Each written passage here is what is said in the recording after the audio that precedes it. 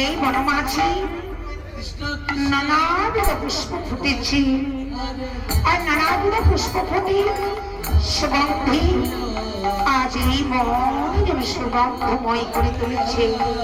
কেন জানিস সখী, কেন রে রাধে জানিস?